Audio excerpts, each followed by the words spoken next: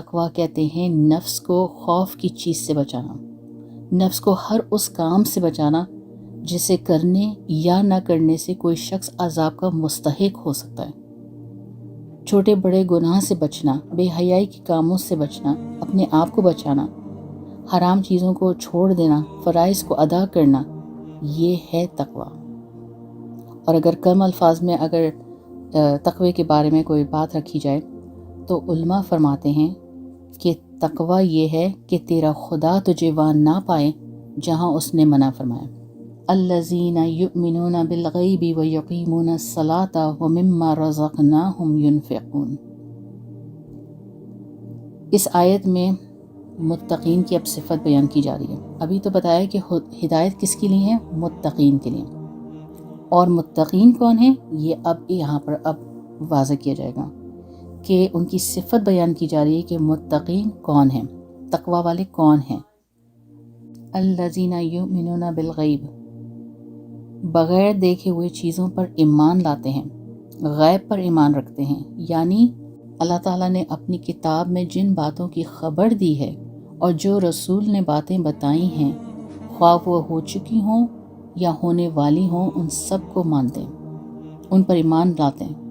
بغیر دیکھے صرف خبر پر ایمان لے آنا، یہ ایمان بالغیب ہے اور یہی معتبر ہے۔ جب قیامت کا دن ہوگا تو وہاں کے حالات سبھی دیکھ لیں گے اور مان بھی لیں گے، لیکن دیکھنے کے بعد مان لینا اور ایمان لانا یہ معتبر نہیں ہے۔ بات یہ ہے کہ جب اس کو آپ نے سن لیا، اس کو آپ کو پتہ چل گیا، فوراً آپ کو ایمان لانا ہے۔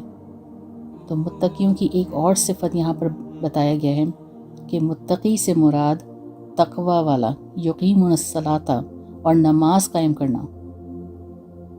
متقی کی ایک اور صفت ہے کہ وَمِمَّا رَزَقْنَاهُمْ يُنْفِقُونَ، اور جو کچھ ہم نے انہیں دیا اللہ کی خوشنودی کے کاموں میں خرچ کرتے ہیں۔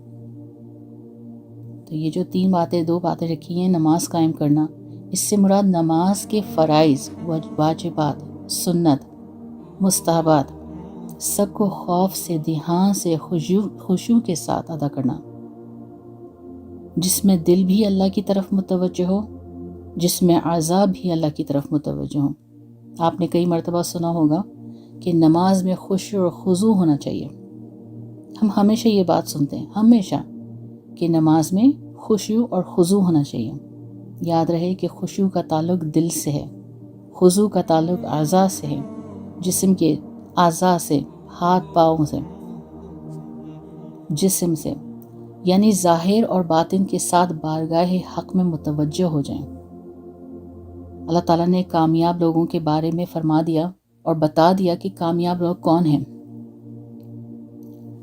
قد افلح المؤمنون، ایمان والے کامیاب ہو گئے، الذین هم فی صلاتہم خاشعون، جو اپنی نماز میں خشوع اور خضوع کرنے والے لوگ ہیں۔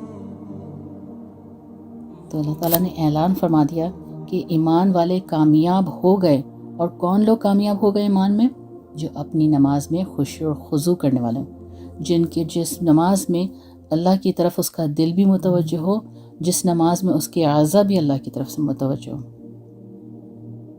اور پھر سورہ بقرہ کی اسی آیت میں آخری بات کہ وَمِمَّا رَزَقْنَاهُمْ يُنْفِقُونَ، اور جو کچھ ہم نے دیا ہے اس میں سے اللہ کی خوشنودی کے کاموں میں خرچ کرتے ہیں۔ یعنی ایمان والے کی صفت بیان کی کہ بدنی عبادت کے بعد مالی عبادت کا ذکر فرمایا کہ جو کچھ اللہ نے آپ کو عطا فرمایا ہے اس میں سے زکوٰۃ، صدقات، واجبی، نفلی صدقات میں داخل ہوتے ہیں۔